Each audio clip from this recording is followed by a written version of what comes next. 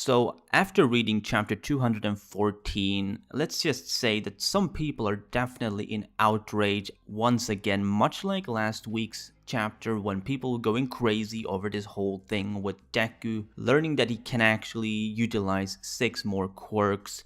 Now in this chapter we didn't really learn of any new quirks, we simply saw that one quirk, Black Whip, kinda sparked back into action in a more controlled state from before. Now, that's not to say that he has full control over it or that he knows how to utilize it perfectly, but he certainly knew, by the looks of things, how to activate it now, and that makes a lot more sense than some people may think, because when you're actually aware of the fact that you have this quirk and you know kind of how it sparked the first time around when looking back at things, it's not that crazy to think that he would be able to, call forth this power. And some people are worried that Black Whip is going to be this really powerful monstrous ability that's just gonna be stacked on top of what he already has with One For All, but this chapter kind of seemed to imply that he has to rotate between these powers, so whenever he uses Black Whip, Full Cowl doesn't really seem to be in effect. I mean, it is still part of One For All, but this whole thing surrounding his normal abilities that you would see him use when he uses Full Cowl probably will not be something that you're going to experience while Black Whip is in effect.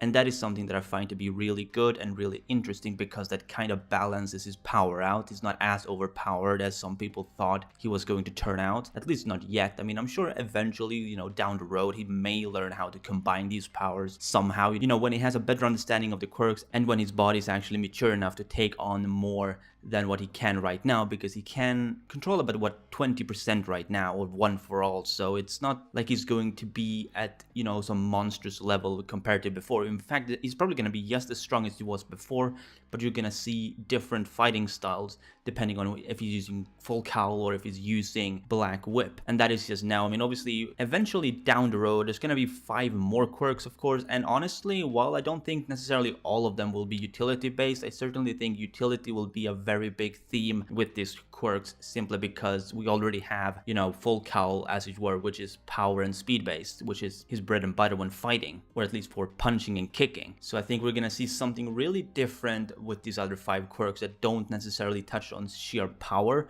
I mean, maybe 1 or 2 of them will have some connection to strength or speed, in a very different way from Full Cowl, but I don't think it's gonna be as overpowered at a base level as some people think it will. But of course, when he hits, that 100% level, then he's gonna be overpowered. I mean, even All Might was overpowered, so Deku's gonna be even better because he has more quirks to utilize, and he is the main character and the next inheritor of One For All, so naturally he is going to be more powerful eventually, at the end of the story. So I didn't really have a problem with the whole thing surrounding One For All and Deku in this chapter. In fact, I think it was really good to see how One For All is kind of operating within his body right now, at least. One thing that I really found interesting was, of course, the whole thing with Shinso and Deku, because we see how both of them are reflecting back at, some of their training. Well, Shinso's reflecting back on his training with Aizawa, of course, and he's kind of unsure as, is he going to be able to master this whole thing with using this cloth or this wrap, whatever you want to call it, when it took 5 years for Aizawa to learn it. And Aizawa obviously tells him that it's very different being self-taught like Aizawa and being taught by someone.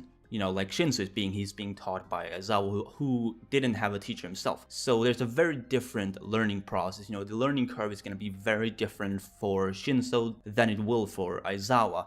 However, there's still going to be a learning curve, so he's not gonna learn it instantly. In fact, he might still not be perfect with it, you know what I mean? Like, there's still gonna be some flaws in Shinso's skill with it, I'm pretty sure, because at the end of the day, it is still as I said, a learning curve, getting from 1 to 100, and he's probably nowhere near that level yet, much like Deku's nowhere near, the peak with One For All, for instance. Like, that's just one of the examples I could really give. So I just really like the whole parallel, how both of them are really reflecting back on some of their flashbacks. Of course, in Deku's case, it wasn't really to do with training per se, he was just reflecting back at what that predecessor of One For All was telling him, how he has to control his heart pretty much and not use his quirk as carelessly and let his emotions get the better of him and stuff like that. It was very basic stuff at the end of the day, stuff that we saw very recently in the manga, like 1 to 2 chapters ago, and I just really don't see the issue with Deku having, all this power, as I said, at least not yet. I mean, obviously it could definitely go either way. I wouldn't blame people for being skeptical, about these new chapters, because on some level people will really start to worry,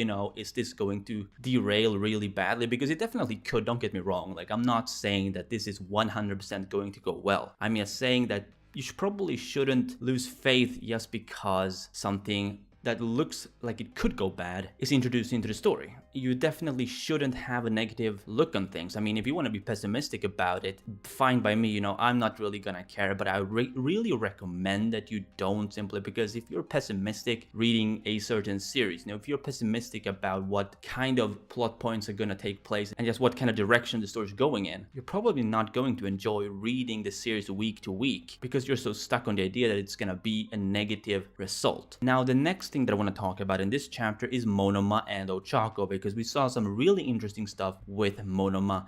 In fact, it's mainly gonna be Monoma, not so much Ochako, but obviously she was the one who Monoma was fighting, so that's why I brought her up. But Monoma tried copying One For All. Now, this is something that a lot of people have been speculating that was going to happen at some point, where Monoma was going to try and copy One For All, and either he was going to be able to unleash it and probably break his entire body because his body is just not ready for the impact of One For All, or much like happened in this chapter, because One For All is a power that can't be forcibly taken, he wasn't going to be able to use it. He could copy it, but he couldn't activate it. He has had it in his arsenal, that 5-minute arsenal, whatever the time limit was for Monoma's quirk, but he just couldn't unlock it. He couldn't unleash it, even though he had it in his pocket pretty much. And that is something that I really enjoyed, seeing how Horikoshi pretty much confirmed that, this quirk cannot even be borrowed unless Deku wants them to, pretty much. So technically, I guess he probably could do that if Deku allows it. I'm not sure. Probably not, to be honest, because of the fact that the moment the quirk is passed on, the power of the previous user will start to diminish. So that's probably gonna be a hard denial in terms of even borrowing it, I guess, when you really think about it. But yeah, it was just a really interesting thing to see in this chapter.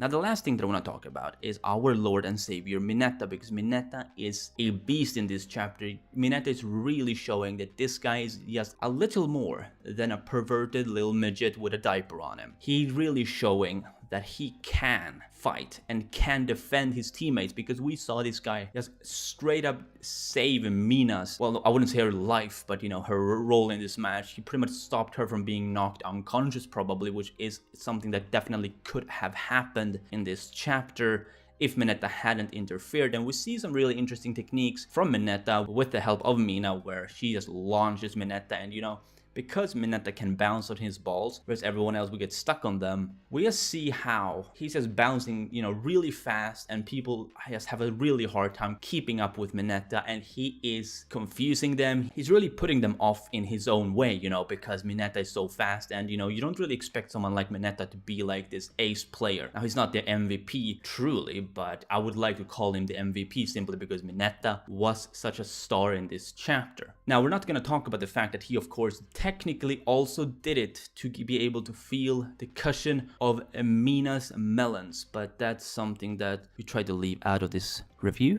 Now, with that said, I'm gonna end the review here, so let me know what you think down below in the comments about this chapter and about this new development with Deku, with Shinso, even with Mineta and Monoma. Like, what did you think about those parts in the chapter? Because I'd really love to hear your thoughts on them. And as always, if you did, be sure to Detroit smash that like button if you enjoyed, and subscribe if you haven't done so already. This has been Chaotic Plus, and remember everybody, Toga is waifu, Toga is Laifu.